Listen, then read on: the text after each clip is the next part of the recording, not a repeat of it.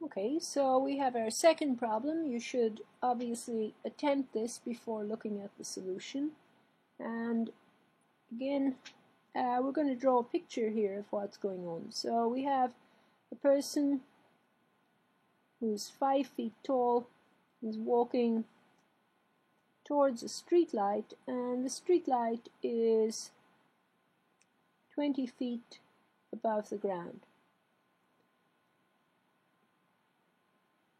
There's light shining in all directions from there, and in particular there's a ray of light shining towards the person, and we'll assume light moves in straight lines here,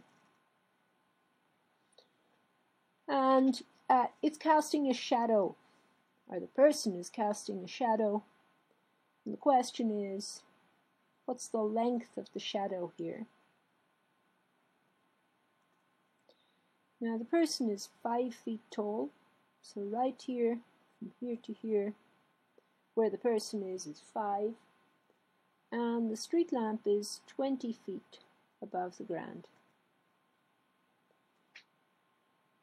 And now we have similar triangles here. Obviously this person is getting in the way of this perfect similar triangle, so we'll just make the sketch a little easier to look at. We'll assume that the street light is placed vertically. So this is a right angle, and according to your geometry, these two angles should be equal, and this is of course a right angle, and this is just simply the same angle in both of the triangles. So once two angles are equal, then the third one has to be equal. So these are certainly similar triangles. This length is x, this one is 5, this is 20, and our question is, what is x? Okay, well, we have all of the information we're given in our picture, so hopefully we'll be able to figure it out. And because these are similar triangles, we should have actually we don't have all of our information. One last piece of information is that this person is 10 feet from the street light, and that's important.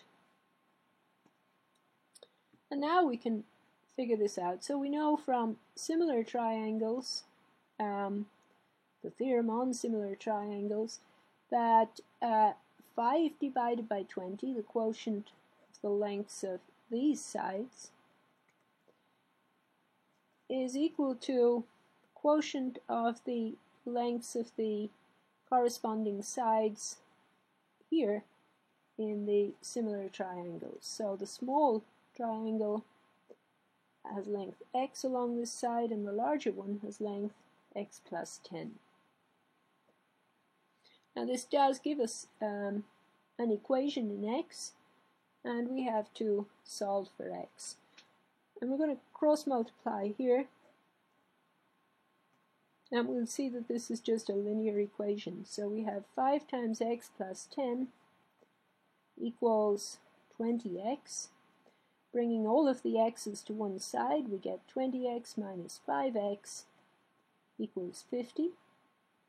And that tells us that 15x is 50.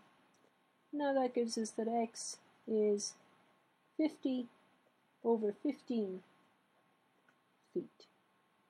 And that's approximately 3.33 feet. So the shadow here has a length approximately 3.33